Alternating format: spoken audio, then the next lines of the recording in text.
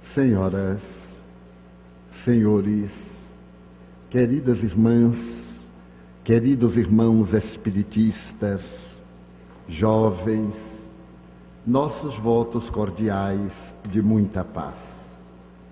No dia 22 de fevereiro de 1862, em Paris, Ernesto Renan, o acadêmico imortal pela Academia de Letras Francesas, proferiu uma conferência realizando a abertura da aula inaugural do Collège de France.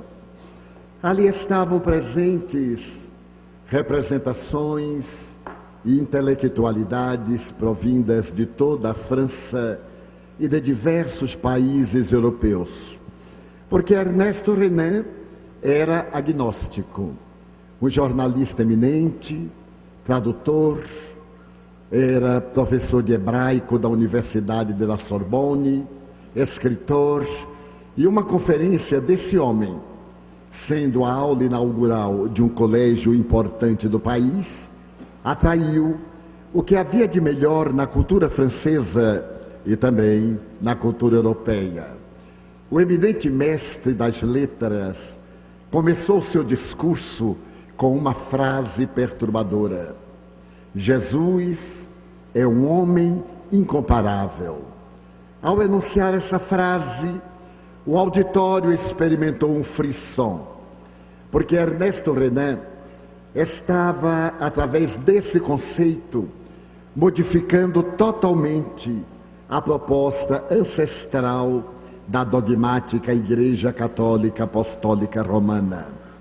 Ao dizer que Jesus era um homem incomparável, ele protestava em relação ao dogma da Santíssima Trindade, que assevera ser Jesus Deus, ao mesmo tempo o Filho de Deus e ao mesmo tempo o Espírito Santo, nessa trilogia de um só Deus verdadeiro, na representação de três pessoas distintas.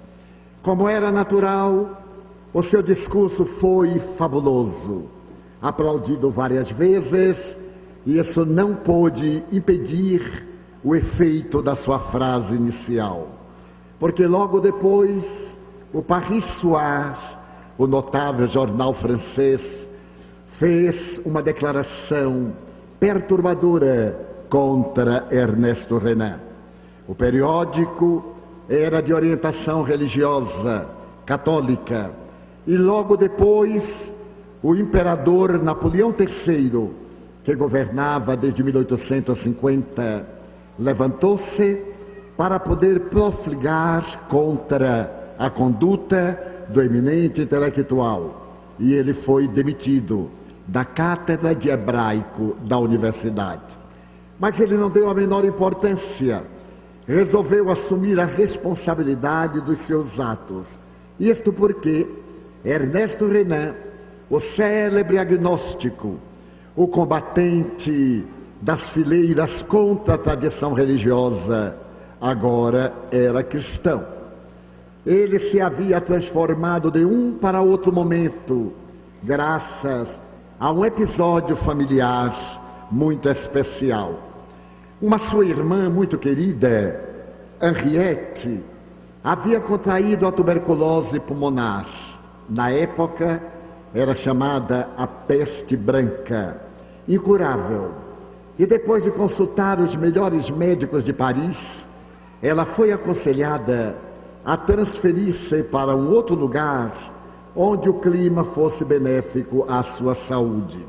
Se possível, numa região desértica, onde pudesse receber o oxigênio puro da natureza e, naturalmente, um clima mais tórrido, mais seco, seria favorável, senão à sua recuperação, mas ao prolongamento da sua vida. E Henriette, que muito amava ao seu irmão Ernesto, optou por transferir-se para o Líbano.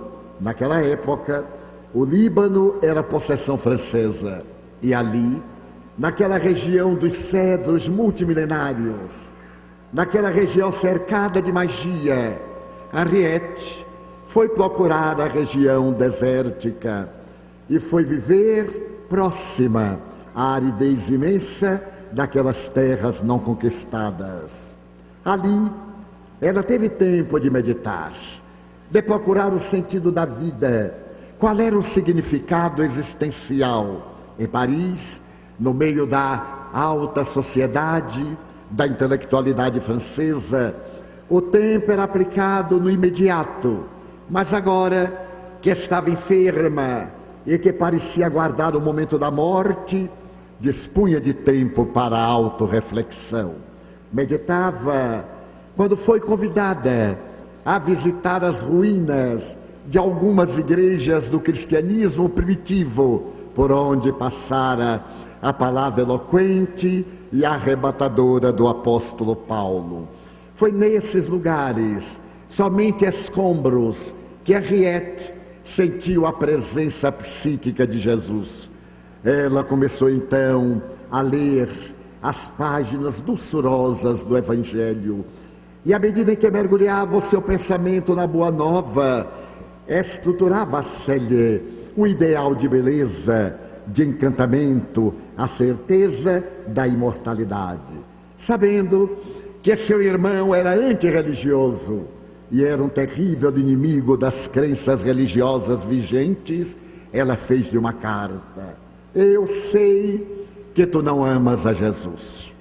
Eu sei que o detestas, graças a essas religiões arbitrárias que se utilizam do Evangelho de Jesus para a perseguição inclemente, para desfrutar o poder, para os partidos de natureza política e econômica. Mas eu te lanço um desafio. Tu não conheces Jesus porque nunca o leste. As leituras que tu fizeste são sempre das traduções, e as traduções adulteraram profundamente o pensamento de Jesus. Eu desejo que tu leias Jesus no hebraico, que mergulhes o teu pensamento no grego antigo, no grego moderno, e tu verás que Jesus é uma figura incomparável. Diante desse repto, Ernesto Renan procurou os originais nos alfarrábios antigos das tradições, as anotações mais antigas nos pergaminhos gregos, no hebraico no qual ele era mestre.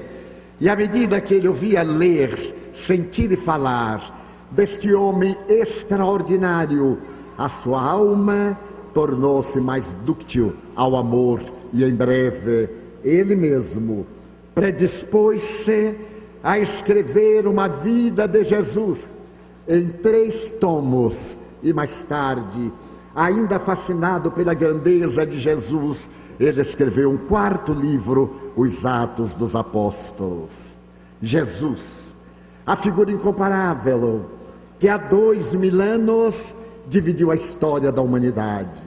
O próprio Renan terá a oportunidade de dizer que Jesus foi tão extraordinário que dividiu a história. Todos os seres, os mais importantes, nasceram dentro do bojo da história da humanidade. Jesus cindiu, dividiu a história, e os acontecimentos passaram a ser contabilizados antes e depois dele, porque Jesus é um ser incomparável. Mas, quando nós falamos a respeito de Jesus histórico, invariavelmente levantam-se pessoas que afirmam que Jesus é uma figura mitológica, à semelhança de Krishna, ou de Zeus, de Mercúrio, ou de qualquer um dos deuses dos panteões mitológicos da sociedade. É verdade que Jesus não foi reconhecido pela história.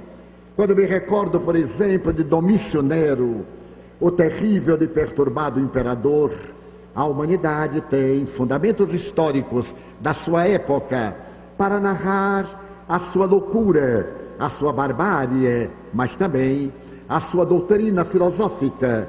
Ele foi educado por Sêneca,